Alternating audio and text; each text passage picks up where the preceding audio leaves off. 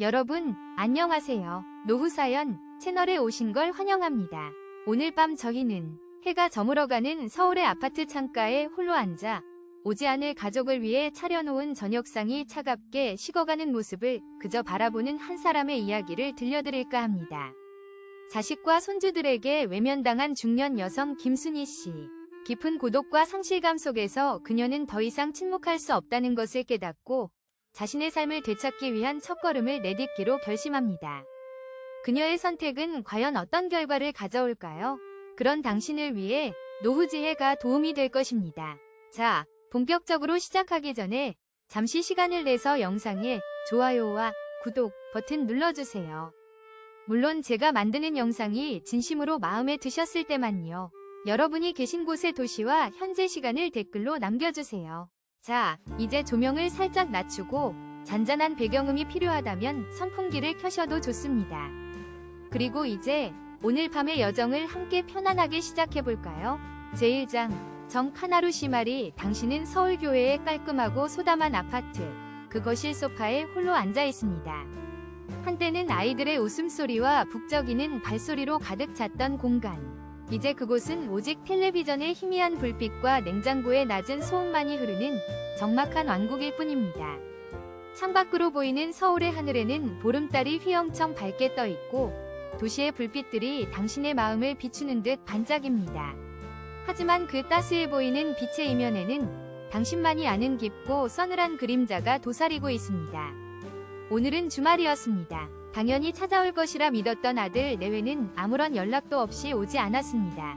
당신은 아침부터 시장을 보고 아들이 가장 좋아하는 갈비찜과 손주가 잘 먹는 잡채를 만들었습니다. 하지만 정성껏 준비한 음식들은 이제 식탁 위에서 차갑게 식어가며 당신의 기대를 비웃고 있습니다.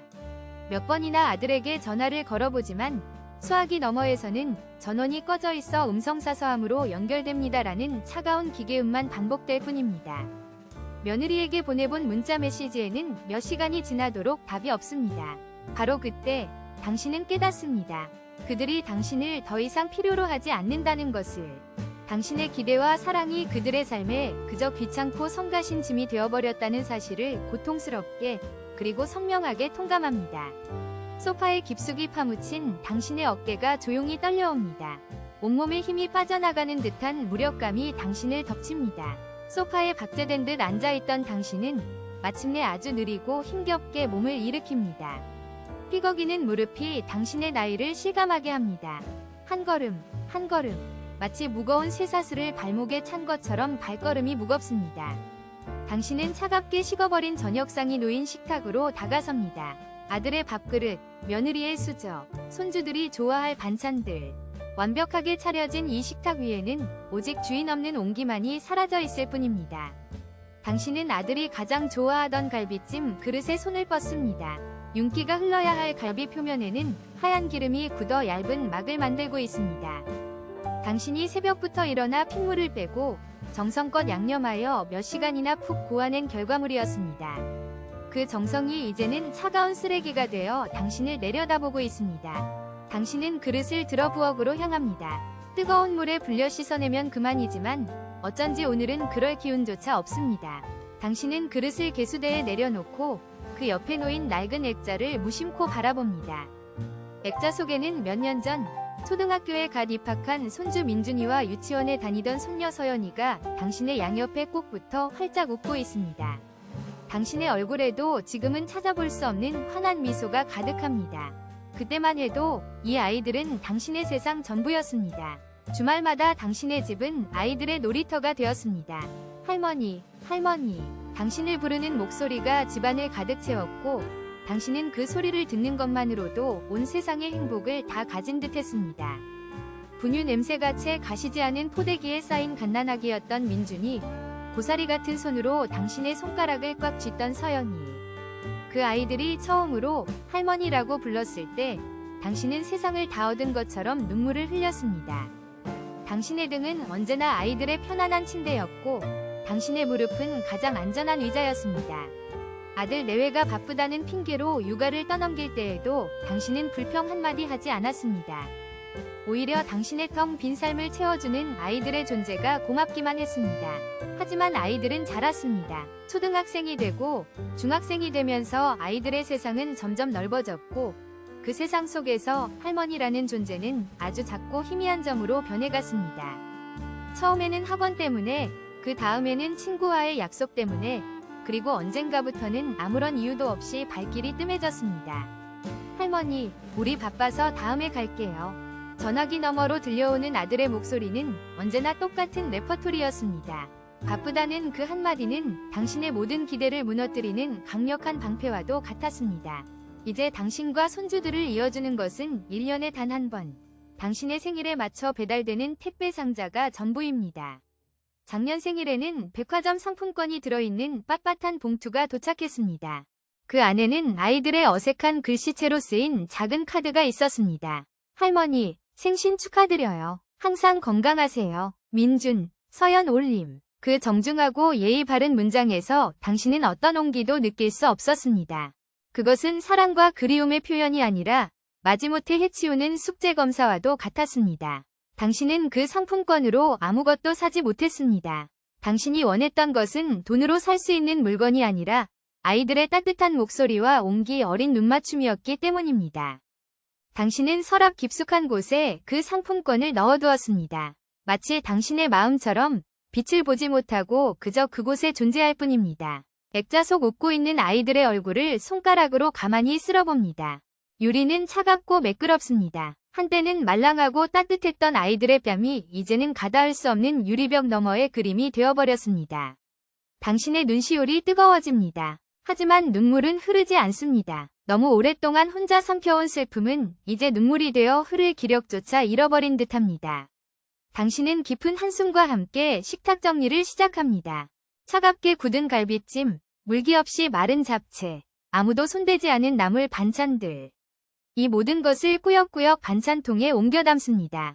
버리기에는 당신의 정성이, 그리고 당신의 돈이 너무나 아깝습니다.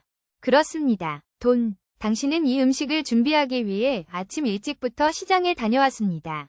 한우 갈빗대는 생각보다 비쌌고 손주들이 좋아하는 과일을 몇 개 집어드니 장바구니는 금세 무거워지고 지갑은 가벼워졌습니다.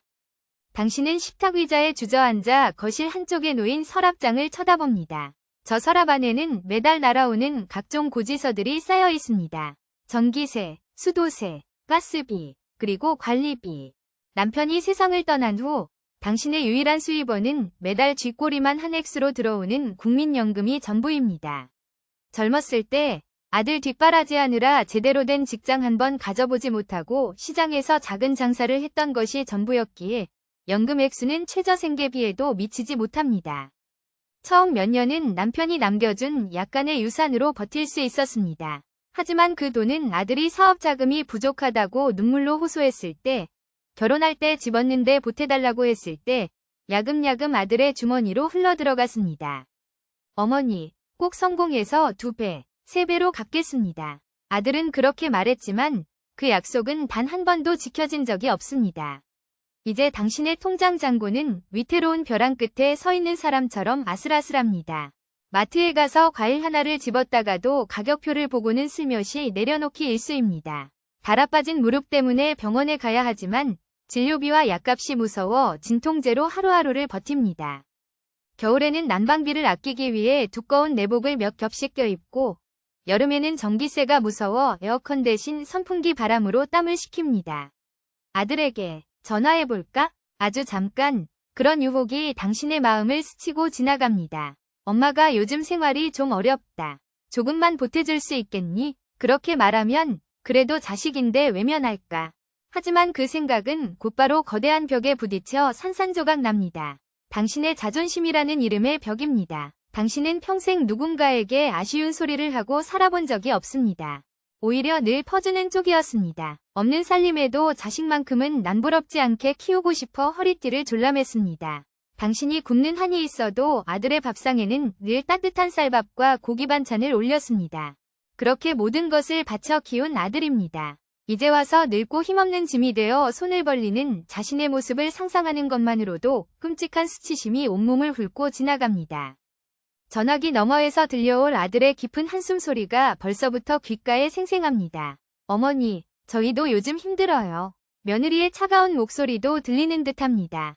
그들은 당신의 어려움을 진심으로 걱정하는 대신 또 하나의 귀찮은 짐이 생겼다고 여길 것입니다. 그들의 동정 어린 시선, 혹은 귀찮음이 역력한 그 표정을 마주할 자신이 당신에게는 없습니다. 그것은 당신이 평생을 바쳐 쌓아 올린 어머니라는 존재의 가치를 스스로 무너뜨리는 일이 될 것입니다. 차라리 굶는 것이 낫습니다. 차라리 아픈 것을 참는 것이 낫습니다. 당신은 고개를 가로젓고는 그 비참한 상상을 머릿속에서 지워버립니다. 그리고는 반찬통에 담아두었던 차가운 갈비찜 한 조각을 꺼내 맨밥 위에 올려놓습니다. 아무 맛도 느껴지지 않습니다. 그저 생존을 위해 억지로 음식을 씹어 넘길 뿐입니다. 식사를 마친 당신은 설거지를 시작합니다. 그릇들이 서로 부딪히는 소리가 텅 빈 아파트 안에서 유난히 크고 외롭게 울려 퍼집니다. 모든 정리를 마치고 불 꺼진 거실로 나왔을 때 창문에는 어둠 속에 비친 당신의 모습이 흐릿하게 보입니다. 허리는 구부정하고 어깨는 축 처져 있으며 얼굴에는 깊은 시름이 새겨진 낯선 노인의 모습. 당신은 그 모습을 한참 동안이나 가만히 바라봅니다. 저 사람이 정말 나인가? 아이들의 웃음소리만 들어도 행복했던, 세상에 무서울 것이 없었던 당당한 엄마 김순이는 어디로 사라진 것일까? 가슴 깊은 곳에서부터 무언가 단단하고 차가운 것이 천천히 쌓여오르는 것을 느낍니다. 그것은 슬픔도 외로움도 아니었습니다. 오랜 시간 억눌리고 외면당한 끝에 마침내 응축된 서늘하고 날카로운 분노의 시작이었습니다. 이대로는 안 된다. 이대로 내 남은 인생을 그저 소멸하도록 내버려 둘 수는 없다. 겹겹이 쌓인 불만은 이제 당신의 안에서 조용한 폭발을 준비하고 있었습니다. 창문에 비친 낯선 여인의 모습에서 당신은 눈을 떼지 못합니다. 세월의 풍파가 그대로 새겨진 깊은 주름, 삶의 무게에 짓눌려 굽어버린 등 공허함만이 가득한 눈동자. 문득 당신은 당신의 손을 들어 창백한 유리 위 당신의 얼굴을 매만집니다. 거칠고 투박한 손마디. 한때는 이 손이 이렇게 늙고 지쳐있지 않았습니다. 기억의 강은 당신을 거슬러 올라 수십 년 전이 어느 소란스러운 아침으로 데려갑니다. 새벽 공기가 채 가시지 않은 재래시장. 좌판 위에는 당신이 밤새 다듬은 나물과 직접 담근 김치가 정갈하게 놓여 있습니다. 당신은 목이 터져라 손님을 부릅니다. 스물 남짓, 갓 시집온 새댁의 얼굴에는 수줍음 대신 억척스러움이 가득했습니다. 가난은 죄가 아니라지만 지독한 가난은 사람을 독하게 만들었습니다. 남편은 새벽 인력시장에 나가 굳은 일을 마다하지 않았고 당신은 시장 한 귀퉁이에 좌판을 버렸습니다. 둘이 벌어오는 돈은 그날그날 입에 풀칠하기에도 빠듯했습니다. 그래도 당신들은 웃음을 잃지 않았습니다. 좁아터진 단칸방이었지만 서로의 온기로 추운 겨울밤을 버텨냈습니다. 당신의 등 뒤에는 늘 포대기에 쌓인 어린 아들이 곤히 잠들어 있었습니다. 흙먼지와 음식 냄새가 뒤섞인 시장 바닥이 아들의 첫 세상이었고 당신의 등은 유일한 침대였습니다. 어느 해 겨울 유난히 추웠던 날이었습니다. 아들이 밤새 불덩이 같은 열에 시달렸습니다. 당신은 발을 동동 구르며 아들의 이마를 셔츠 자락으로 닦아주기만 할 뿐 해줄 수 있는 것이 아무것도 없었습니다. 병원에 데려갈 돈이 없었습니다. 날이 밝자마자 남편은 평소보다 더 일찍 인력시장으로 달려나갔고 당신은 아들을 업고 시장으로 향했습니다. 그날따라 손님들의 발길은 뜸했고 좌판 위의 나물은 시들어가고 있었습니다. 제발 한 줌만 팔아주세요. 당신은 지나가는 사람들의 바짓가랑이라도 붙잡고 싶은 심정이었습니다. 아들의 뜨거운 숨결이 목덜미에 닿을 때마다 심장이 철렁 내려앉았습니다. 그때 당신의 남편이 헐레벌떡 시장으로 뛰어들어왔습니다. 그의 손에는 약봉지가 들려 있었습니다. 간신히 일거리를 구애받은 일당을 전부 털어 약을 사온 것이었습니다. 순이야, 이거 먼저 먹여. 땀과 먼지로 범벅이 된 남편의 얼굴을 보는 순간 당신은 참고 있던 눈물을 터뜨리고 말았습니다. 남편은 아무 말 없이 당신의 어깨를 투박한 손으로 감싸 안았습니다. 그의 작업복에서는 퀴퀴한 땀 냄새가 났지만 그 어떤 향수보다도 따뜻하고 든든한 향기였습니다. 그날 밤 약을 먹고 새근새근 잠이 든 아들의 얼굴을 보며 당신과 남편은 손을 마주 잡았습니다. 여보, 우리 아들 꼭 성공시켜야 해. 우리처럼 살게 할 수는 없어. 남편의 목소리는 낮고 단단했습니다. 당신은 고개를 끄덕였습니다. 그 맹세는 당신의 삶 그 자체가 되었습니다. 당신은 당신을 위해 무언가를 사본 기억이 없습니다. 해진 옷은 기워서 입었고 떨어진 신발은 꿰매 신었습니다. 당신과 남편의 밥상에는 늘 시래기국과 멀건 된장찌개뿐이었지만 아들의 밥그릇에는 어떻게든 계란 프라이 하나라도 더 올려주려 애썼습니다.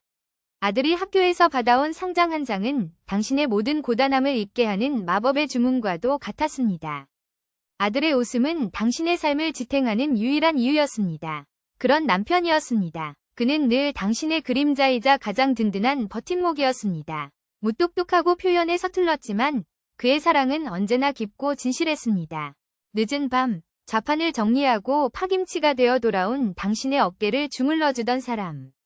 겨울밤, 당신의 시린 손을 자신의 품에 안아 녹여주던 사람. 시장에서 떠리로 파는 못생긴 과일 한 봉지를 사와 당신 먹으라고 사왔어 라며 퉁명스럽게 내밀던 사람. 당신은 자리에서 일어나 안방으로 향합니다. 삐걱이는 걸음으로 낡은 자개장 서랍을 엽니다. 서랍 깊숙한 곳, 남편의 낡은 손목시계와 함께 빛바랜 나무빗 하나가 놓여 있습니다. 남편이 당신의 생일 선물이라며 직접 깎아 만들어준 것이었습니다. 투박한 솜씨로 깎아 표면은 울퉁불퉁했지만 당신은 세상 그 어떤 보석보다도 그 빛을 소중히 여겼습니다.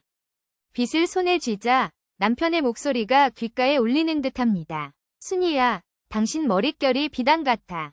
늙어서도 내가 매일 비껴줄게. 그 약속을 지키지 못하고 남편은 아들이 대학에 합격했다는 소식을 들은 그해 겨울, 갑작스러운 사고로 당신의 곁을 떠났습니다. 하늘이 무너지는 것 같았습니다. 세상의 모든 빛이 꺼지고 소리가 사라졌습니다. 하지만 당신은 주저앉을 수 없었습니다. 남편의 마지막 소원, 그리고 당신의 평생의 목표였던 아들이 있었기 때문입니다. 당신은 슬픔을 삼키고 다시 시장으로 나갔습니다. 남편의 목까지 해내야 했습니다. 당신의 삶은 더욱 치열해졌고 고독은 더욱 깊어졌습니다. 아들은 무사히 대학을 졸업하고 좋은 직장에 취직했으며 어여쁜 며느리를 데려와 결혼했습니다. 당신은 모든 것을 다 잃은 것 같았습니다. 남편에게 떳떳할 수 있었습니다. 당신의 희생과 고통이 마침내 아름다운 결실을 보았다고 믿었습니다. 그래서 아들이 사업 자금이 필요하다고 했을 때 당신은 남편이 남긴 마지막 유산과 당신이 평생 모은 돈을 한 치위 망설임도 없이 내주었습니다. 어머니, 꼭 성공해서 호강시켜 드릴게요. 아들의 그 말을 철석같이 믿었습니다. 기억의 편린들이 파노라마처럼 스쳐 지나갑니다. 가난했지만 서로를 의지하며 행복했던 시절, 남편의 따뜻했던 온기, 아들을 보며 꿈을 키웠던 희망의 나날들. 그 모든 것이 아득하게 멀어집니다. 당신은 나무빗을 든 채 다시 거실로 나옵니다. 창밖으로 보이던 도시의 불빛은 여전히 화려하지만 이제는 그 빛이 당신을 조롱하는 것처럼 느껴집니다. 여보, 보고 있어? 우리가 평생을 바쳐 키운 아들이야. 당신과 내가 피와 땀으로 지켜낸 우리의 아들이 이제는 나를 없는 사람 취급해. 당신과 나의 인생이, 우리의 희생이 이렇게 쉽게 잊혀도 되는 거야? 이렇게 무가치하게 버려져도 되는 거냐고. 가슴속에서 응어리져 있던 슬픔과 외로움이 뜨거운 분노가 되어 심장을 휘젓습니다. 눈물은 더 이상 나오지 않습니다. 대신 뼛속까지 시린 냉기가 온몸을 감쌉니다. 이대로는 안 됩니다. 이대로는 끝낼 수 없습니다. 이것은 단순히 늙고 병든 노인의 서러움이 아닙니다. 이것은 한 여자로서, 한 아내로서, 그리고 한 어머니로서 살아온 김순이라는 한 인간의 삶 전체에 대한 모독이었습니다. 당신은 남편이 만들어준 나무빗을 굳게 움켜쥡니다. 그 투박한 감촉이 마치 당신의 손을 잡아주는 남편의 손길처럼 느껴집니다. 당신은 더 이상 과거의 추억에 잠겨 슬퍼하는 약한 여자가 아닙니다. 당신은 지독한 가난과 싸워 이겼고 남편 없이도 아들을 훌륭하게 키워냈으며 세상의 온갖 풍파를 맨몸으로 버텨낸 강인한 사람입니다. 당신은 식탁 의자에 다시 앉습니다. 그리고 그 앞에 놓인 전화기를 바라봅니다. 이전처럼 아들의 연락을 기다리는 희망이나 기대로 바라보는 것이 아니었습니다.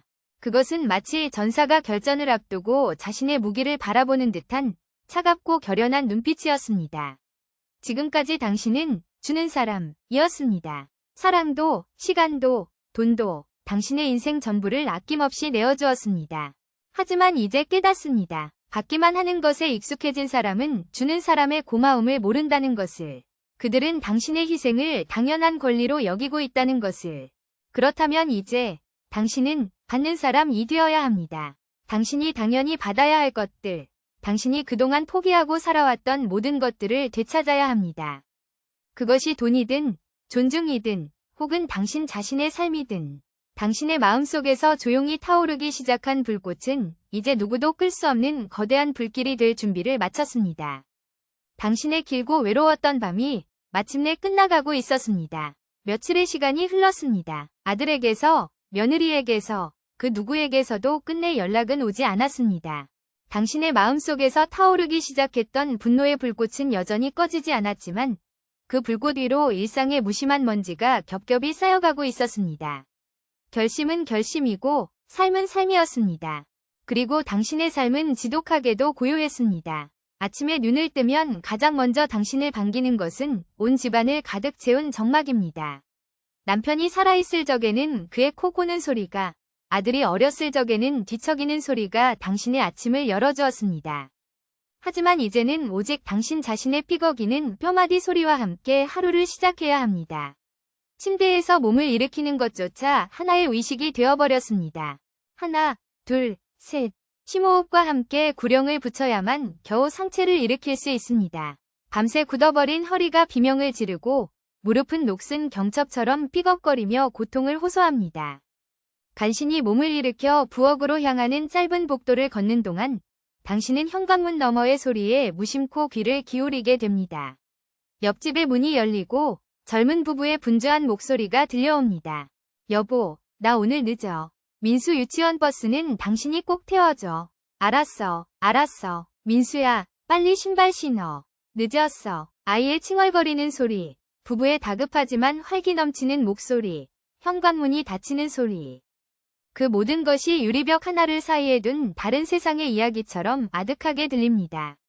당신은 그들과 마주치지 않기 위해 일부러 시간을 지체합니다. 엘리베이터에서 마주치는 어색한 침묵을 견딜 자신이 없기 때문입니다.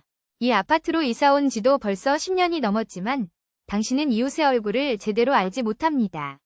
그들은 언제나 바빴습니다. 출근길에 그들은 스마트폰에 콜을 받고 있었고 퇴근길에 그들은 하루의 피로에 지쳐 있었습니다.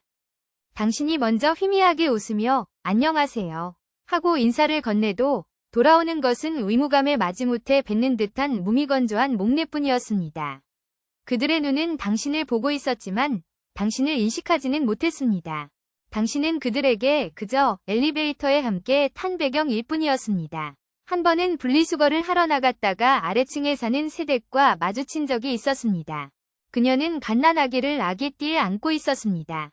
당신은 문득 손주 민준이가 갓난아기였을 때가 떠올라 저도 모르게 말을 건넸습니다. 아기가 참 예쁘네요. 힘들겠어요. 당신의 목소리에는 진심 어린 따뜻함이 묻어 있었습니다. 하지만 그녀는 경계심 가득한 눈으로 당신을 위아래로 훑어보더니 네 하고 짧게 대답하고는 서둘러 자리를 피했습니다. 마치 낯선 사람의 불필요한 관심이 불쾌하다는 듯이. 그 차가운 등 뒤에서 당신은 무한함과 함께 깊은 소외감을 느꼈습니다. 옛날에는 그렇지 않았습니다. 시장 골목 단칸방에 살던 시절에는 이웃사촌이라는 말이 살아있었습니다. 옆집 숟가락 개수까지 안다는 말이 있을 정도로 서로의 삶에 깊숙이 관여했습니다. 김치를 담그면 당연하다는 듯이 옆집에 한 포기 가져다 주었고 아이가 아프면 자기 일처럼 걱정하며 죽을 쑤어다 주기도 했습니다. 팍팍한 살림이었지만 그 속에는 사람 사는 정이 있었습니다. 하지만 이제 이 편리하고 깨끗한 아파트에서 당신은 철저히 혼자였습니다. 옆집에서는 아이의 웃음소리가, 아래층에서는 부부의 다툼 소리가 벽을 타고 희미하게 넘어올 때면 그 소음마저도 살아있는 자들의 증거처럼 느껴져 당신의 고독을 더욱 선명하게 부각시킬 뿐이었습니다. 당신은 이 아파트에서 유령과도 같은 존재였습니다. 그날 오후 당신은 며칠째 이어지는 허리 통증을 견디다 못해 약국에 가기 위해 집을 나섰습니다. 현관문을 열자 복도 저편에서 엘리베이터를 기다리는 위층 남자의 뒷모습이 보였습니다. 그는 늘 말끔한 정장 차림에 서류 가방을 든 혼자 사는 직장인인 듯했습니다. 당신은 그가 돌아볼까봐 저도 모르게 걸음을 늦췄습니다. 다행히 그는 휴대폰 통화에 열중한 채 엘리베이터에 올라탔고 당신은 그가 떠난 뒤에야 천천히 버튼을 눌렀습니다. 닫히는 엘리베이터 문에 비친 당신의 모습이 낯설었습니다. 이웃과의 마주침을 피하기 위해 숨을 죽이는 초라한 노인. 당신은 언제부터 이렇게 작아진 것일까? 약국으로 가는 길은 멀지 않았지만 당신에게는 고행과도 같았습니다. 아파트 단지를 벗어나는 짧은 내리막길조차 무릎에 큰 부담을 주었습니다. 한 걸음 한 걸음 내디딜 때마다 송곳으로 찌르는 듯한 통증이 무릎을 관통했습니다. 당신은 자신도 모르게 절뚝거리며 걷고 있었습니다. 지나가는 젊은이들은 그런 당신을 아무도 신경 쓰지 않았습니다. 그들의 빠른 걸음은 마치 다른 시간의 속도를 사는 사람들처럼 당신을 스쳐 지나갔습니다. 파스 제일 효과 좋은 걸로 주세요. 약국에 들어선 당신은 기어들어가는 목소리로 말했습니다. 젊은 약사는 당신의 행색을 한번 쓱 훑어보더니 진열장에서 가장 비싼 파스를 꺼내 계산대 위에 올려놓았습니다. 이게 새로 나온 건데 효과가 아주 직방입니다. 어르신, 그의 상업적인 미소 앞에서 당신은 차마 가격을 묻지 못하고 지갑을 열었습니다. 파스 몇 장에 오늘 저녁 창거리가 날아갔습니다. 병원에 가서 물리치료라도 받아야 한다는 것을 알지만 그럴 수 없었습니다. 진료비와 약값, 몇 번이 치료를 받고 나면 다음 달 연금이 들어오기까지 어떻게 버틸지 막막했습니다. 집으로 돌아오는 길, 당신은 장바구니도 없이 빈손이었습니다. 예전 같았으면 시장에 들러 저녁거리를 사고 손주들이 좋아할 과일이라도 한두 개 샀을 테지만 이젠 그럴 여유도 그럴 마음도 없었습니다. 아픈 허리와 무릎을 이끌고 음식을 만들고 결국 아무도 오지 않는 식탁에 홀로 앉아 그 음식을 치워야 하는 과정은 이제 당신에게 너무나 큰 감정적, 육체적 소모였습니다. 집에 돌아와 현관문을 닫는 순간 온몸의 긴장이 풀리면서 극심한 피로가 몰려왔습니다. 당신은 신발도 벗지 못한 채 현관에 주저앉았습니다. 허리를 타고 오르는 뻐근한 통증과 무릎의 시큰거림이 당신의 모든 기력을 앗아갔습니다. 한참을 그렇게 앉아있다가 겨우 몸을 일으켜 거실로 들어섰습니다. 그리고는 소파에 몸을 던지듯 쓰러졌습니다. 얼마나 지났을까? 희미한 위식 너머로 텔레비전 광고 소리가 들려왔습니다. 부모님께 사랑을 선물하세요. 한 건강보조식품 광고였습니다. 화면 속에서는 자식들이 사준 영양제를 먹고 활짝 웃는 노부부의 모습이 나오고 있었습니다. 그 환한 미소가 칼날이 되어 당신의 가슴을 후벼 팠습니다. 당신은 리모컨을 찾아 신경질적으로 전원을 꺼버렸습니다. 다시 찾아온 정적 속에서 당신 몸의 통증은 더욱 선명해졌습니다. 아이고, 허리야. 아이고, 무릎이야. 당신은 앓는 소리를 내며 몸을 일으켜 안방으로 향했습니다. 약국에서 사온 파스를 붙이기 위해서였습니다. 허리를 숙여 바지를 내리고 뒤로 손을 뻗어 파스를 붙이는 간단한 동작조차 당신에게는 너무나 힘겨운 일이었습니다. 낑낑거리며 간신히 허리에 파스를 붙이고 무릎에도 하나씩 붙였습니다. 화한 파스 냄새가 코를 찔렀지만 통증은 쉬이 가라앉지 않았습니다. 바로 그때였습니다. 잠시 균형을 잃은 당신의 발이 바닥의 작은 러그에 걸렸습니다.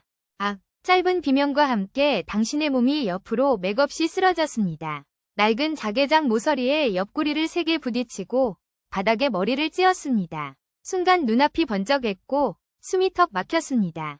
옆구리에서부터 시작된 극심한 고통이 온몸으로 퍼져나갔습니다. 머리에서는 쿵 하는 둔탁한 소리가 울렸습니다. 신음조차 제대로 나오지 않았습니다. 차가운 방바닥의 냉기가 옷을 뚫고 등줄기로 스며들었습니다. 일어나야 했습니다. 하지만 몸이 말을 듣지 않았습니다. 마치 온몸의 뼈가 부서져 내린 것처럼 손가락 하나 까딱할 힘이 없었습니다. 공포가 엄습했습니다. 만약 이대로 일어나지 못하면 어떡하지? 내가 여기서 이렇게 쓰러져 있다는 걸 누가 알 수 있을까? 아들은 전화도 받지 않는데, 이웃들은 내가 사는지 죽었는지 관심도 없는데, 며칠이 지나고 혹은 몇 주가 지나서야 냄새를 맡은 누군가가 신고를 할까?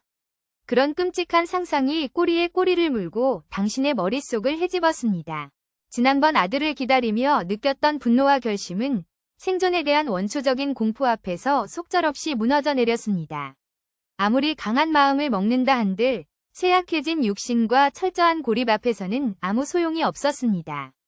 얼마나 시간이 흘렀을까? 몇 분이었을 수도, 혹은 몇십 분이었을 수도 있습니다. 고통과 공포 속에서 시간 감각은 마비되었습니다. 당신은 안간힘을 써서 팔을 뻗었습니다. 손끝이 겨우 자개장 다리에 닿았습니다.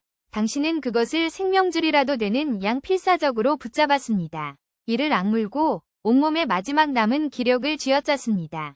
끙 하는 짐승 같은 신음과 함께 조금씩 아주 조금씩 몸을 일으키기 시작했습니다.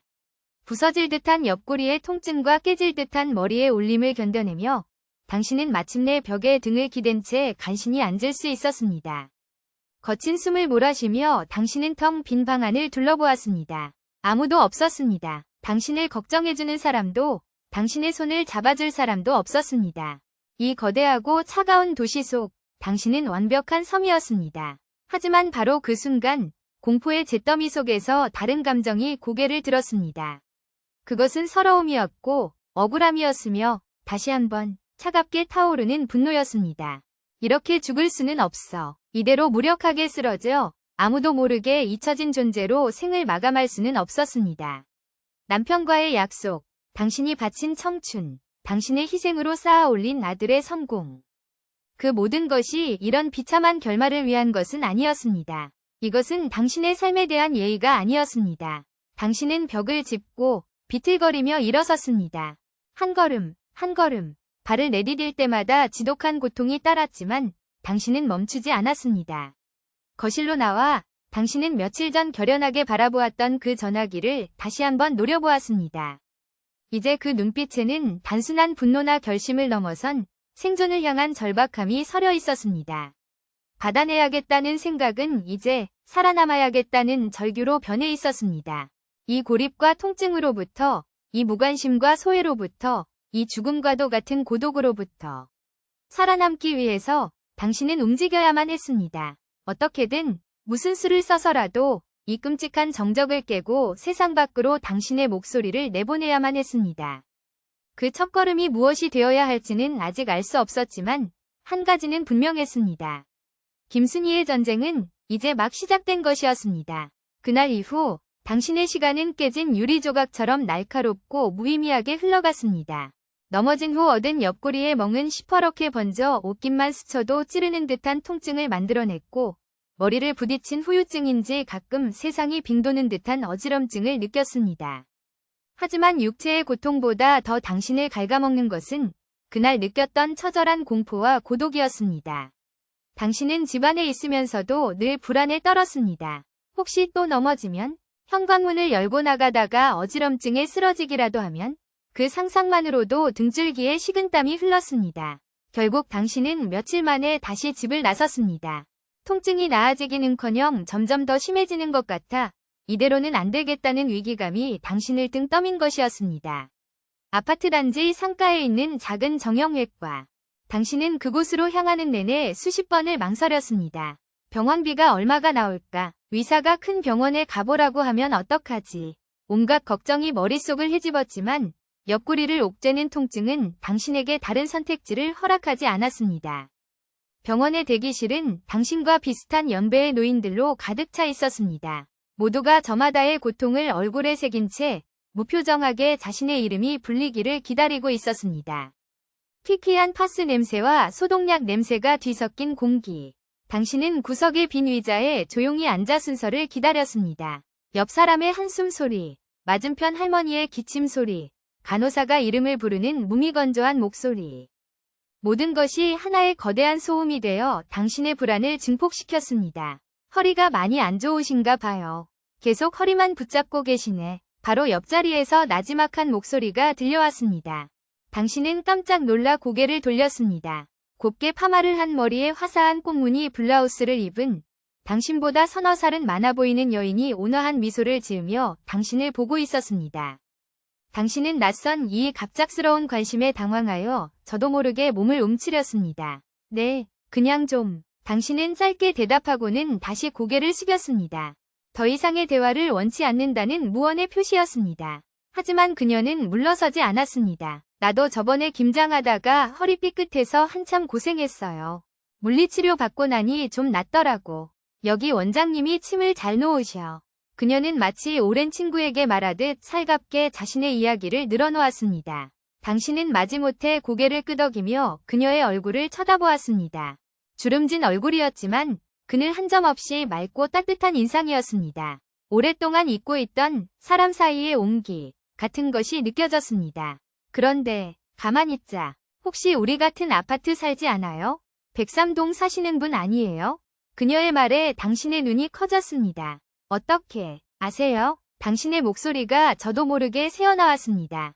어머, 맞구나. 내가 몇 번 뵌 것 같아서. 장 보러 가실 때나. 근데 통 얼굴 보기가 힘들어서. 댁에만 계시는 것 같더라고. 나는 105동 사는 박선아라고 해요. 박선아. 그녀는 자신의 이름을 스스럼 없이 밝혔습니다. 10년 넘게 같은 아파트에 살면서 누군가 당신의 존재를 인지하고 당신에게 이름을 밝힌 것은 처음 있는 일이었습니다. 늘 배경처럼 존재하던 당신을 누군가가 알아봐준 것이었습니다. 당신은 어색하게 웃으며 김순희입니다. 하고 당신의 이름을 말했습니다. 당신의 입에서 당신의 이름이 나오는 것이 얼마만인지 아득하게 느껴졌습니다. 선아 씨는 당신의 퀭한 얼굴과 깊은 시름을 퍼셉티브하게 읽어낸 듯 조심스럽게 물었습니다. 혹시 무슨 안 좋은 일 있으세요? 얼굴이 너무 안 좋아 보여서 자식들이라도 속 썩이나? 그녀의 직설적이면서도 따뜻한 질문에 당신은 순간 말문이 막혔습니다. 단단하게 쌓아 올렸던 방어벽에 작은 균열이 생기는 느낌이었습니다. 며느리의 차가운 문자, 받지 않는 아들의 전화, 텅 빈 식탁, 그리고 넘어져서 아무도 모르게 죽을 뻔했던 그 밤. 그 모든 서러움이 한꺼번에 목구멍으로 치밀어 올랐습니다. 당신은 차마 입을 열지 못하고 고개만 가로저었습니다. 당신의 침묵 속에서 모든 것을 읽어낸 듯 선아 씨는 더 이상 묻지 않았습니다. 대신 그녀는 당신의 손을 가만히 잡았습니다. 생각보다 따뜻하고 부드러운 손이었습니다. 순희 씨, 괜찮아. 다들 그렇게 살아. 나라고 뭐 다를 것 같아? 자식들 키워 시집장가 보내놓으면 다 자기 살기 바쁜 거야. 서운해하면 내 속만 썩어 문드러지지. 그녀는 한숨을 쉬며 말을 이었습니다. 나도 처음에는 그랬어. 텅 빈 집에 혼자 앉아서 전화기만 쳐다보고 밥맛도 없고 사는 게 뭔가 싶고. 그러다 이대로는 화병 나서 죽겠다 싶더라고. 그래서 뭐라도 해야겠다 싶어서 밖으로 나갔지. 밖으로요? 우리 아파트 단지 옆에 있는 복지관 있잖아. 거기 가면 노인네들 할 거 천지야. 노래교실도 있고 서예교실도 있고 탁구 치는 사람들도 있고. 나는 노래교실에 다니는데 그거라도 안 했으면 벌써 우울증 걸렸을걸. 노래교실. 당신과는 전혀 상관없는 세상의 이야기처럼 들렸습니다. 당신이 마지막으로 노래를 불러본 것이 언제였던가. 남편과 함께 막걸리 한 잔 걸치고 흥얼거리던 젊은 시절의 기억이 아스라이 떠올랐다가 사라졌습니다. 제가 뭐려, 노래 같은 거 안 한 지 수십 년은 됐어요. 남들 앞에서 창피하게 어떻게. 당신은 손사래를 쳤습니다. 그러자 선아 씨가 호탕하게 웃었습니다. 아이고, 순희 씨도 참. 거기 오는 사람들이 뭐 가수 되려고 오나. 다들 나처럼 그냥 같이 웃고 떠들고 옛날 노래 부르면서 스트레스 풀려고 오는 거지. 악보 볼 줄 몰라도 괜찮고 음치 박치여도 아무도 뭐라 안 해. 그냥 목청껏 소리 지르고 나면 속이 다 후련해진다니까. 그녀는 당신의 얼굴을 진지하게 바라보며 말했습니다. 혼자 집에만 있으면 병나. 사람하고 어울려야 해. 그래야 밥맛도 돌고 잠도 잘 오고 사는 것 같지.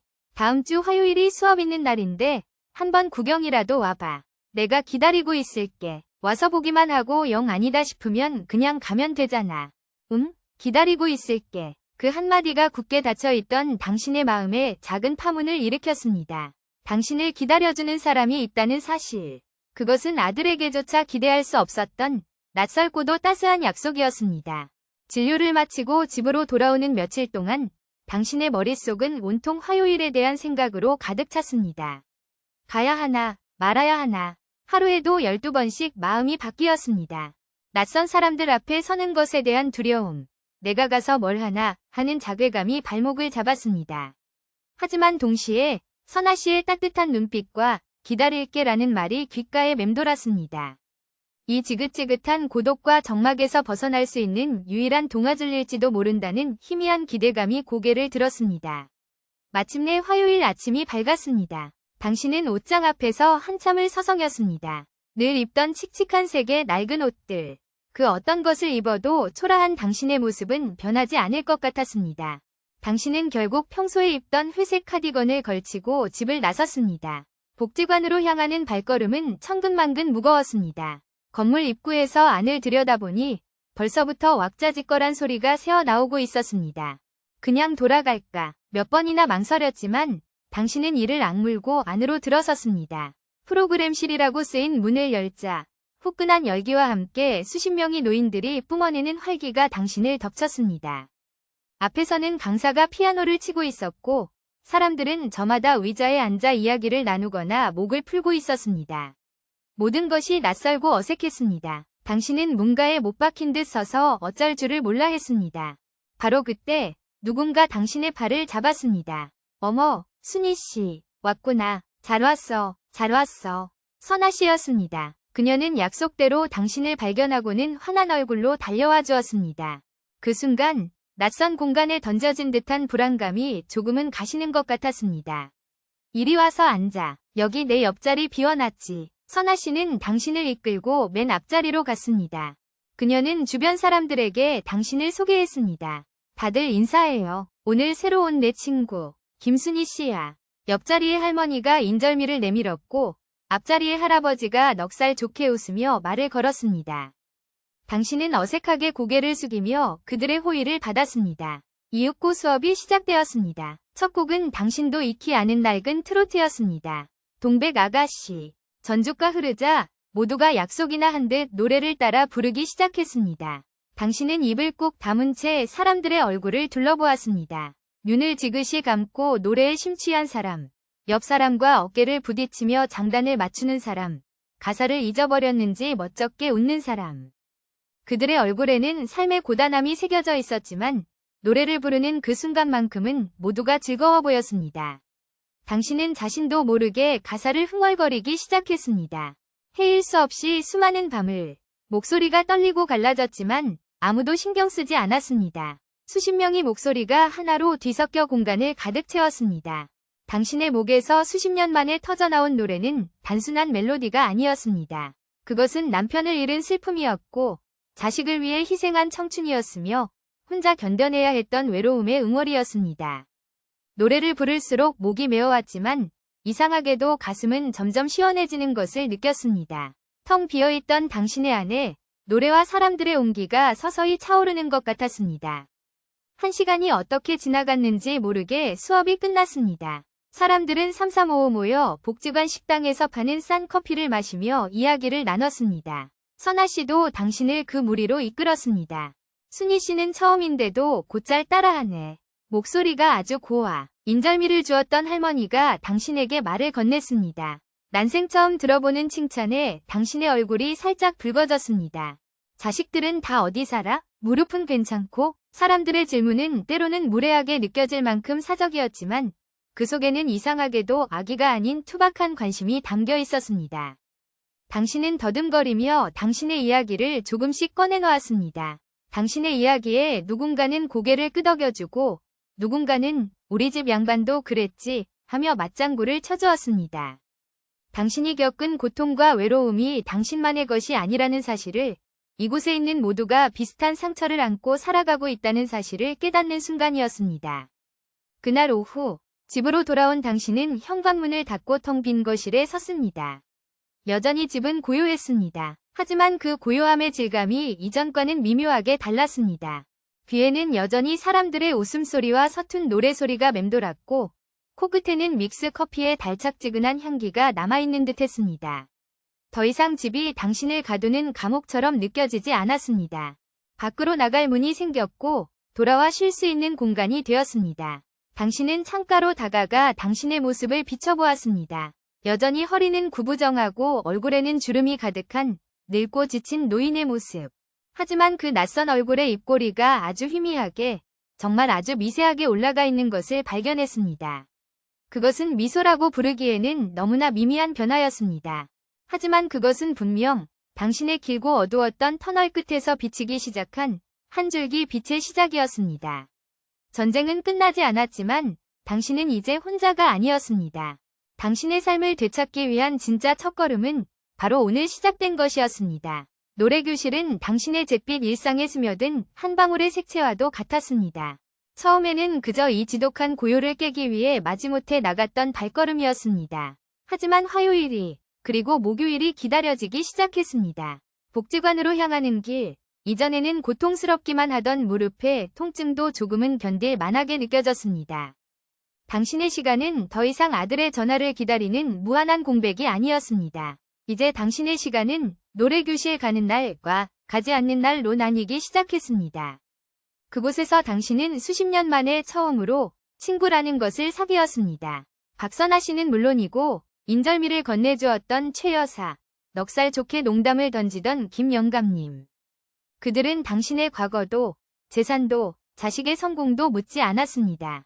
그저 오늘 부른 노래가 어땠는지, 점심으로 나온 국이 짰는지 싱거웠는지, 어젯밤 드라마가 재미있었는지를 이야기할 뿐이었습니다. 그 가볍고 소소한 대화들이 당신의 텅 빈 마음에 차곡차곡 쌓여 예상치 못한 든든함을 만들어주었습니다. 어느 날 노래교실이 끝나고 다 함께 믹스커피를 마시고 있을 때였습니다. 최 여사가 새로 산 스마트폰을 자랑하며 아들 자랑을 늘어놓기 시작했습니다. 우리 큰아들이 이번에 바꿔준 거야. 이걸로 손주들 얼굴도 매일 본다니까. 세상 참 좋아졌어. 그녀의 얼굴에는 행복과 자부심이 가득했습니다.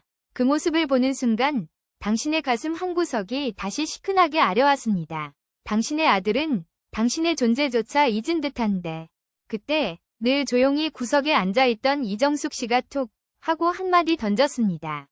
그녀는 남편과 사별하고 홀로 폐지를 주어 생활하는 복지관에서도 가장 형편이 어려운 할머니였습니다. 자식한테 손 안 벌리고 내 힘으로 사는 게 제일이요. 손주들 얼굴 보고 싶으면 내가 버스 타고 찾아가면 그만이지. 자식은 자식 인생이 있고 나는 내 인생이 있는 거요. 걔들이 내 노후까지 책임져줄 의무는 없는 거라. 그녀의 말은 무뚝뚝했지만 그 안에는 누구도 함부로 할 수 없는 단단한 심지가 박혀 있었습니다. 좌중은 순간 조용해졌습니다. 아들 자랑을 하던 최 여사도 멋쩍은 듯 헛기침을 했습니다. 당신은 정숙 씨의 거칠고 주름진 손을 보았습니다. 폐지를 줍느라 군데군데 긁히고 상처가 나 있었지만 그 어떤 손보다도 당당하고 강인해 보였습니다. 나는 내 인생이 있는 거요. 그 한마디가 망치처럼 당신의 머리를 내리쳤습니다. 당신은 평생 당신의 인생을 살아본 적이 없었습니다. 당신의 삶은 언제나 남편의 아내, 그리고 아들의 어머니로서의 삶이었습니다. 당신의 기쁨은 아들의 성적표였고 당신의 행복은 아들의 성공이었습니다. 아들이 당신의 인생 그 자체였기에 그가 당신을 외면했을 때 당신의 세상 전체가 무너져 내렸던 것입니다. 당신은 아들에게 모든 것을 걸었고 그 모든 것을 잃었다고 생각했습니다. 하지만 정숙 씨는 달랐습니다. 그녀는 자식에게 기대를 거는 대신 자신의 두 다리로 자신의 삶을 버텨내고 있었습니다. 그녀에게 자식은 더 이상 삶의 전부가 아닌 그저 가끔 안부를 묻고 찾아보는 독립된 존재일 뿐이었습니다. 그 초라해 보이는 행색 뒤에 당신이 평생 갖지 못했던 자립이라는 눈부신 자존심이 빛나고 있었습니다. 그날 이후 당신의 마음속에서 무언가 근본적인 것이 변화하기 시작했습니다. 더 이상 아들의 연락을 기다리며 전전긍긍하지 않았습니다. 물론 서운한 마음이 하루아침에 사라진 것은 아니었지만 그 감정에 매몰되지 않으려 애썼습니다. 노래교실이 없는 날에는 일부러 복지관의 다른 프로그램을 기웃거렸습니다. 서예교실의 문틈으로 묵향을 맡아보기도 하고 탁구장에서 경쾌하게 오가는 공소리를 한참 동안 듣고 있기도 했습니다. 그러던 어느 날 복지관 게시판에 붙은 작은 포스터가 당신의 눈길을 사로잡았습니다. 어르신 행복 드림, 공방, 냅킨 아트 초급반 모집. 포스터에는 알록달록한 꽁무니 냅킨으로 예쁘게 장식된 작은 보석함 사진이 있었습니다. 당신은 저도 모르게 그 사진에 손을 뻗었습니다. 남편이 깎아준 투박한 나무빗을 넣어두었던 낡은 자개장 서랍이 떠올랐습니다. 그거 해보려고? 어느새 다가온 선아 씨가 당신의 옆구리를 툭 치며 물었습니다. 아니에요. 내가 이런 걸 어떻게. 당신은 손사래를 쳤지만 눈은 여전히 포스터에서 떼지 못했습니다. 왜 못해? 손으로 뭐 만드는 거? 우리 순희 씨가 시장에서 좌판할 때부터 이 꼴이 난 사람이잖아. 그때 남을 다듬던 솜씨면 이건 껌이지. 같이 해보자. 나도 손재주 없는데 혼자 하긴 심심하잖아. 선아 씨의 끈질긴 설득에 당신은 결국 그녀의 손에 이끌려 공방의 문을 열었습니다. 열댓 명의 할머니들이 저마다 작은 나무 상자를 앞에 두고 강사의 설명에 귀를 기울이고 있었습니다. 하얀 풀, 작은 붓, 그리고 형형색색의 냅킨들, 흙먼지와 음식 냄새가 아닌 향긋한 풀내음과 종이 냄새가 가득한 공간은 당신에게 완전히 새로운 세상이었습니다. 당신은 생각보다 그 일에 재능이 있었습니다. 시장에서 수십 년간 나무를 다듬고 김치를 담그던 당신의 손은 작고 섬세한 작업을 하는 데에도 익숙했습니다. 얇은 냅킨을 조심스럽게 오려내고 주름이 생기지 않도록 풀을 발라 나무 상자에 붙이는 과정은 놀라울 정도의 집중력을 요구했습니다. 그 일에 몰두하는 동안 당신은 아들에 대한 원망도, 외로움도, 시시때때로 찾아오는 육체의 고통도 모두 잊을 수 있었습니다. 오직 당신의 손끝에서 조금씩 아름다운 무늬로 뒤덮여가는 작은 상자만이 존재할 뿐이었습니다. 몇 주에 걸쳐 당신은 마침내 당신의 첫 작품을 완성했습니다. 자잘한 들꽃 무늬가 수놓아진 작은 보석함이었습니다. 완벽하지는 않았습니다. 모서리 부분의 마감은 어설펐고 자세히 보면 풀 자국이 남아있기도 했습니다. 하지만 그것은 온전히 당신의 시간과 노력으로 만들어낸 당신의 것이었습니다. 당신은 완성된 보석함을 두 손으로 소중하게 감싸들었습니다. 가슴 깊은 곳에서부터 뜨거운 감정이 솟구쳤습니다. 그것은 아들이 상장을 받아왔을 때 느꼈던 대리만족의 기쁨과는 다른 오롯이 당신 자신을 위한 성취감이었습니다. 그날 저녁, 당신은 선아 씨와 함께 복지관 근처의 작은 국밥집에 갔습니다. 냅킨 아트 수업이 끝난 기념으로 선아 씨가 한턱 쏘겠다고 한 것이었습니다. 뜨끈한 국밥을 앞에 두고 당신은 처음으로 선아 씨에게 당신의 속 깊은 이야기를 털어놓았습니다. 외면하는 아들과 며느리 이야기, 혼자 넘어져 죽음의 공포를 느꼈던 밤 이야기, 그리고 그들을 향한 지독한 원망과 서운함까지. 당신의 이야기를 묵묵히 듣고 있던 선아 씨가 국밥 한 술을 크게 뜨고는 입을 열었습니다.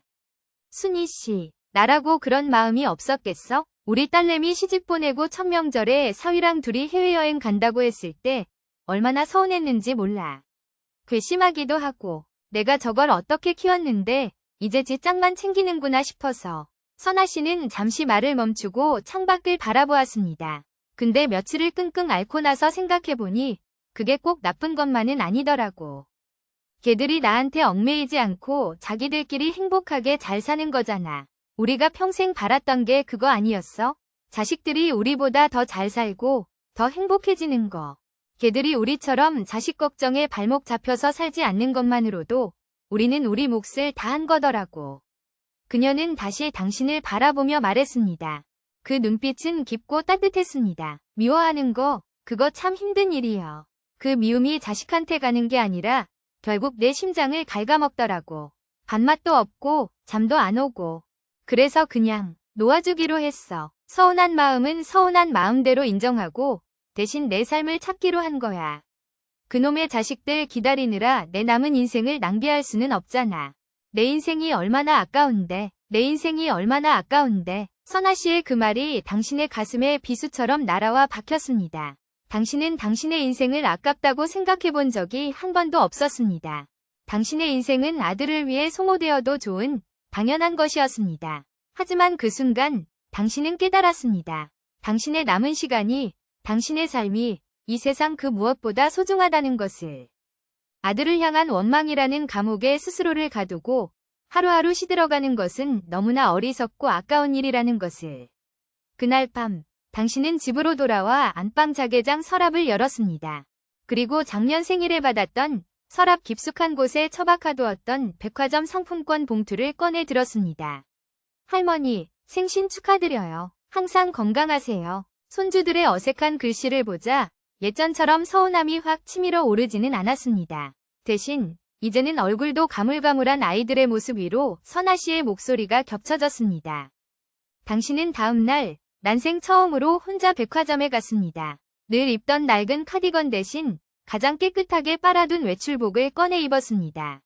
현란한 불빛과 넘쳐나는 사람들, 경쾌한 음악 소리, 모든 것이 낯설고 어지러웠습니다. 당신은 습관처럼 아동복 매장과 남성복 매장을 기웃거렸습니다. 민준이 티셔츠나 하나 사줄까? 아들 넥타이라도. 하지만 당신은 이내 고개를 저었습니다. 오늘은 아니었습니다. 오늘은 오직 김순희를 위한 날이었습니다. 당신은 한참을 헤맨 끝에 화장품 매장 앞에 섰습니다. 거울에 비친 당신의 얼굴은 푸석하고 생기가 없었습니다. 젊고 예쁜 판매원이 다가와 이것저것 권했지만 당신은 그저 립스틱이 진열된 곳으로 다가갔습니다. 수십 개의 현란한 색깔들. 당신은 젊었을 적 남편에게 잘 보이고 싶어 몰래 발랐던 옅은 분홍빛 립스틱을 떠올렸습니다. 당신은 망설임 끝에 가장 무난해 보이는 산호색 립스틱 하나를 골랐습니다. 그리고 상품권과 함께 약간의 현금을 더해 값을 치렀습니다. 작은 쇼핑백을 손에 들고 백화점을 나서는 당신의 발걸음은 이상하게도 가벼웠습니다. 집에 돌아온 당신은 화장대 앞에 앉아 서툰 솜씨로 립스틱을 발랐습니다. 메마른 입술 위로 부드럽고 촉촉한 감촉이 느껴졌습니다. 거울 속의 당신은 여전히 늙고 주름진 노인이었지만 옅게 물든 입술 덕분인지 조금은 혈색이 도는 것처럼 보였습니다. 당신은 당신이 냅킨 아트로 만든 작은 보석함을 열었습니다. 그리고 그 안에 남편이 만들어준 나무빛과 오늘 산 립스틱을 나란히 넣어두었습니다. 과거의 사랑과 현재의 당신. 그 두 가지가 비로소 한 공간 안에서 조화롭게 공존하는 듯했습니다. 창밖을 내다보았습니다. 서울의 야경은 여전히 화려했지만 이제 더 이상 당신을 조롱하거나 외롭게 만들지 않았습니다. 그것은 그저 도시의 풍경일 뿐이었습니다. 당신은 그 풍경의 일부였고 이 도시의 어딘가에 당신의 친구들이 있었으며 당신이 돌아갈 복지관이 있었고 당신의 손으로 만들어낸 작은 세상이 있었습니다. 아들이 오지 않아도 당신의 저녁은 더 이상 차갑지 않을 것이었습니다. 당신은 당신 자신을 위해 따뜻한 밥을 짓고 당신이 좋아하는 반찬을 만들어 당신의 입술에 바른 립스틱처럼 소박한 색채가 깃든 저녁을 맞이할 준비가 되어 있었습니다. 마음속의 길고 긴 전쟁이 드디어 끝나가고 있었습니다. 그날은 다른 날과 크게 다르지 않은 평범한 목요일 오후였습니다. 냅킨 아트 수업을 마치고 돌아온 당신은 직접 만든 작은 손거울에 마감재를 덧바르며 조용한 만족감에 젖어 있었습니다. 더 이상 아들의 연락을 기다리지 않게 된 지 오래였습니다. 당신의 시간은 이제 당신의 것이었고 그 시간을 어떻게 채워나갈지에 대한 즐거운 고민으로 하루는 짧기만 했습니다. 바로 그때 지독한 불협화음처럼 전화벨이 울렸습니다. 당신은 심장이 쿵 내려앉는 것을 느꼈습니다. 모르는 번호였습니다. 하지만 왠지 모를 예감에 당신은 숨을 한 번 고르고 수화기를 들었습니다. 여보세요, 어머니, 저예요, 성호. 아들의 목소리였습니다. 몇 달 만에 듣는 목소리는 어색하고 머뭇거렸습니다. 당신의 마음속에서 잊었다고 생각했던 원망과 서운함이 희미한 연기처럼 다시 피어올랐습니다. 하지만 예전처럼 그 감정에 휩쓸리지는 않았습니다. 당신은 그저 침착하고 낮은 목소리로 대답했습니다. 그래, 무슨 일이냐? 당신의 무덤덤한 반응이 의외였는지 아들은 잠시 말을 잇지 못했습니다. 아니, 그냥 잘 지내시나 해서요. 전화도 없으시고. 그 말에 당신의 입가에 쓴웃음이 걸렸습니다. 내가 전화를 안 해서 전화를 했다?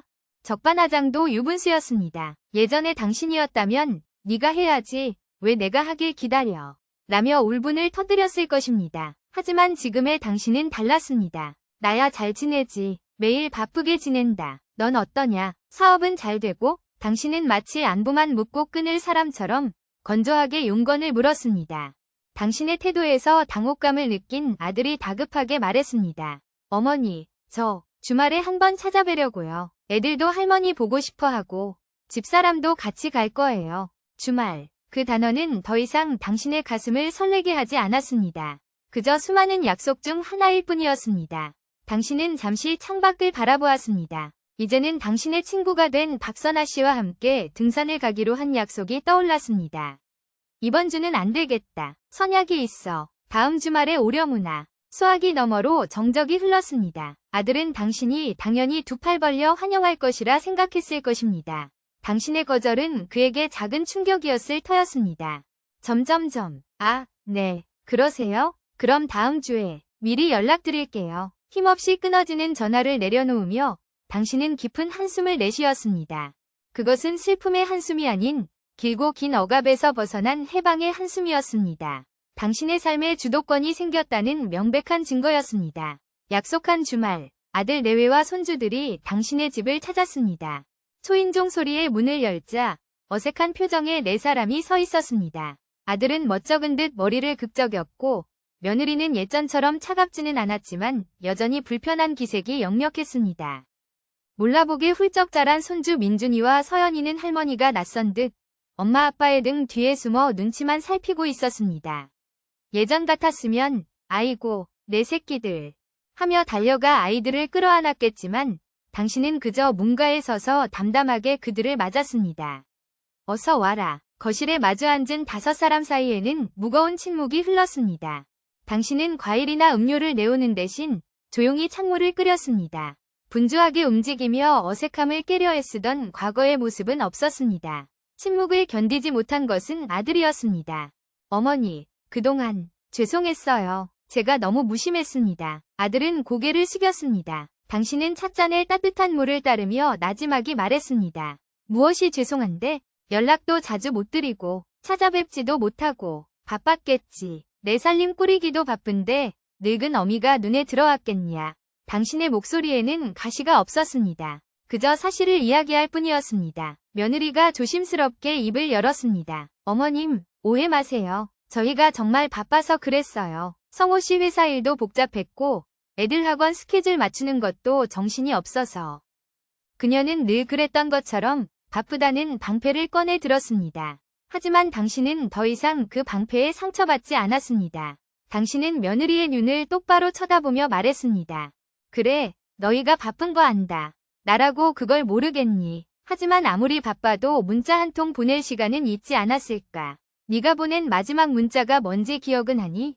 네, 알겠습니다. 그 3글자였어. 내가 아침부터 너희 먹이겠다고 갈비찜을 하고 잡채를 무쳤는데 오지 못한다는 말 대신 그 3글자가 전부였지.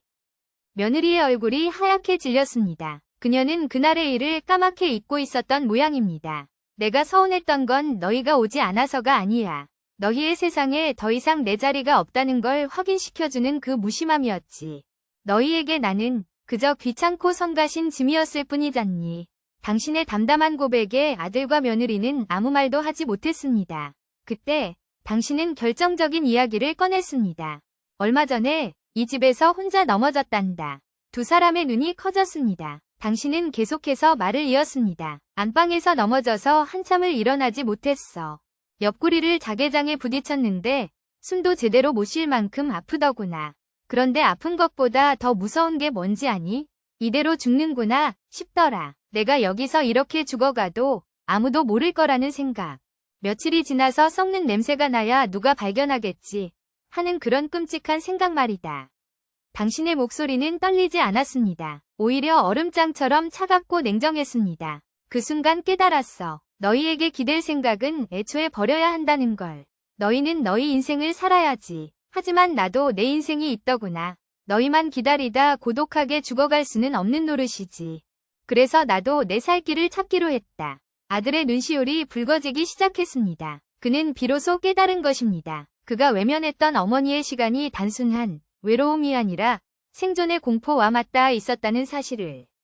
어머니, 정말 죄송합니다. 저희가 너무 어리석였어요. 어머니 마음이 그런 줄도 모르고 돈만 좀 보내드리면 도리를 다하는 거라고 착각했어요. 며느리가 울먹이며 말했습니다. 상품권 이야기였습니다. 그녀는 당신이 돈이 필요할 것이라 지레짐작했고 그것이 최선의 표현 방식이라 믿었던 것입니다. 그 서툰 마음을 이제야 알 것 같았습니다. 당신은 고개를 저었습니다. 이제 와서 사과받자고 하는 얘기가 아니다. 그저 알아달라는 거다. 나 김순희도 감정이 있는 사람이고 나만의 삶이 필요한 사람이라는 걸. 앞으로도 너희에게 무언가를 바라지는 않을 거다. 나도 내 친구들이 있고 내 취미가 있고 내 세상이 생겼으니까. 다만 우리가 가족이라면 서로의 삶을 존중하고 최소한의 관심은 보여주어야 하지 않겠니? 그게 내가 너희에게 바라는 전부다. 그제야 아들은 참았던 눈물을 터뜨렸습니다. 그는 바닥에 무릎을 꿇고 당신의 손을 잡았습니다. 어머니, 제가 잘못했습니다. 정말 잘못했습니다. 그의 뜨거운 눈물이 당신의 손등 위로 떨어졌습니다. 수십 년 만에 처음 보는 아들의 눈물이었습니다. 당신은 그의 머리를 말없이 쓰다듬어 주었습니다. 미움과 원망이 눈물에 씻겨 내려가는 듯 했습니다. 그것은 용서라기보다는 이해에 가까운 감정이었습니다. 무거웠던 공기가 거치고 엄마 아빠의 눈치만 보던 손주들이 조심스럽게 당신에게 다가왔습니다. 서연이가 당신의 무릎에 놓인 작은 손거울을 가리키며 물었습니다. 할머니, 이거 뭐예요? 되게 예뻐요. 당신은 미소를 지으며 손거울을 들어보였습니다. 이거 할머니가 만든 거야. 할머니가요? 민준이의 눈이 동그래졌습니다. 아이들에게 당신은 그저 밥 해주고 용돈 주는 늙은 할머니였을 뿐 무언가를 만드는 창조적인 존재는 아니었을 것입니다. 그럼 이것뿐만이 아니야. 이리 와볼래? 당신은 아이들의 손을 잡고 당신의 공방이 된 작은 방으로 이끌었습니다. 방 한쪽에는 당신이 만든 냅킨 아트 작품들이 조심스럽게 놓여 있었습니다. 보석함, 연필꽂이, 찻잔 받침대, 서툴지만 정성이 가득한 작품들을 보며 아이들은 감탄사를 연발했습니다. 우와, 이거 다 할머니가 만드신 거예요? 가게에서 파는 것 같아요. 당신은 웃으며 말했습니다. 너희도 한번 해볼래? 마침 너희 주려고 작은 상자를 사놨는데. 당신은 아이들 앞에 작은 나무 상자와 알록달록한 냅킨, 풀과 붓을 놓아주었습니다. 처음에는 어색해하던 아이들은 금세 흥미를 보이기 시작했습니다. 서연이는 공주가 그려진 냅킨을, 민준이는 로봇이 그려진 냅킨을 골랐습니다. 당신은 아이들 옆에 앉아 차근차근 방법을 가르쳐 주었습니다. 자, 풀은 너무 많이 바르면 안 돼. 종이가 찢어지거든. 붓으로 살살, 가장자리부터 펴 바르는 거야. 고사리 같은 손으로 붓을 쥔 아이들은 생각보다 진지했습니다. 삐뚤빼뚤 냅킨을 오리고 풀을 너무 많이 묻혀 종이를 찢어 먹기도 했지만 그 과정 자체가 즐거웠습니다. 아이들의 웃음소리가 텅 비었던 집안을 가득 채웠습니다. 당신은 아이들의 머리를 쓰다듬어주고 서툰 솜씨를 칭찬해 주었습니다. 그 모습을 거실에서 지켜보던 아들과 며느리의 얼굴에도 오랜만에 편안한 미소가 걸렸습니다. 그들은 당신의 새로운 모습을, 그리고 아이들과 자연스럽게 어울리는 당신의 모습을 보며 많은 것을 느끼는 듯했습니다. 한참의 시간이 흘러 아이들은 마침내 자신만의 보석함을 완성했습니다. 서툴고 엉성했지만 세상에 단 하나뿐인 그들만의 작품이었습니다. 아이들은 자신의 작품을 자랑스럽게 들어보이며 활짝 웃었습니다. 할머니, 고맙습니다. 이거 정말 재미있어요. 다음에도 또 와서 만들면 안 돼요? 서연이의 물음에 당신은 따뜻하게 대답했습니다. 그럼 언제든지 와. 할머니랑 같이 만들자. 해가 저물고 그들이 돌아갈 시간이 되었습니다. 현관에서 아이들은 당신을 와락 끌어안았습니다. 이전의 의무적인 포옹이 아닌 온기가 가득한 진짜 포옹이었습니다. 할머니, 안녕히 계세요. 또 올게요. 아이들의 낭낭한 목소리가 아파트 복도에 울려 퍼졌습니다. 그들이 떠난 뒤 당신은 다시 혼자가 되었습니다. 하지만 집안은 더 이상 춥고 고요하지 않았습니다. 거실 테이블 위에는 아이들이 서툰 솜씨로 만든 작은 보석함 2개가 놓여 있었습니다. 그 안에는 오늘 오후에 따뜻했던 햇살과 아이들의 웃음소리, 그리고 새로 시작될 관계에 대한 희망이 가득 담겨 있는 듯했습니다. 당신은 화장대 앞에 앉아 서랍에서 산호색 립스틱을 꺼내 발랐습니다. 거울에 비친 당신의 얼굴은 여전히 늙었지만 그 눈빛은 예전과 비교할 수 없을 만큼 생기로 가득 차 있었습니다. 당신은 비로소 깨달았습니다. 진정한 젊음과 에너지는 자식에게서 오는 것이 아니라 스스로의 삶을 사랑하고 타인과 건강한 관계를 맺으며 세상과 기꺼이 소통하려는 의지에서 비롯된다는 것을. 당신과 가족의 관계는 이제 새로운 장을 맞이하고 있었습니다. 그것은 일방적인 희생과 의존의 관계가 아닌 서로를 독립된 인격체로 존중하고 사랑하는 건강하고 새로운 관계의 시작이었습니다. 그 후 당신의 시간은 이전과는 전혀 다른 밀도로 흐르기 시작했습니다. 하루하루는 소소한 약속과 잔잔한 웃음으로 채워졌고 밤은 더 이상 고독한 적막이 아닌 평온한 휴식의 시간이 되었습니다. 당신의 세상은 당신이 직접 만든 보석함처럼 당신의 손으로 가꾼 다채로운 무늬로 아름답게 채워지고 있었습니다. 화요일과 목요일은 어김없이 복지관으로 향하는 날이었습니다. 이제 당신은 더 이상 문가에서 서성이는 낯선 이가 아니었습니다. 순희 씨, 왔어? 김 여사, 오늘 옷 색깔이 참 곱네. 현관에 들어서는 순간부터 당신을 반기는 정다운 목소리들이 있었습니다.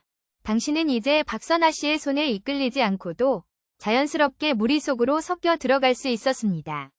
냅킨 아트 공방에서 당신은 어느새 선생님, 소리를 듣게 되었습니다. 새로 들어온 회원들이 서툰 솜씨로 냅킨을 찢거나 풀을 뭉치게 바를 때면 당신은 조용히 다가가 당신이 처음 그랬던 것처럼 등을 토닥여 주었습니다. 괜찮아, 괜찮아. 처음엔 다 그래. 이쪽 모서리부터 살살 펴 발라봐. 그럼 주름이 안 져. 당신의 차분한 목소리와 능숙한 손길에 초조해하던 새 회원의 얼굴에도 안도의 미소가 번졌습니다. 한때는 세상으로부터 아무것도 받지 못한다고 생각했던 당신이 이제는 누군가에게 따뜻한 위로와 도움을 주는 존재가 되어 있었습니다. 박선아 씨는 그런 당신을 흐뭇한 눈으로 바라보며 아이고, 우리 순이 씨가 이제 청출어람이네. 하고 넉살 좋게 웃었습니다. 당신은 그 칭찬에 수줍게 웃으면서도 가슴 한편이 든든해지는 것을 느꼈습니다. 가장 큰 변화는 가족과의 관계에서 찾아왔습니다.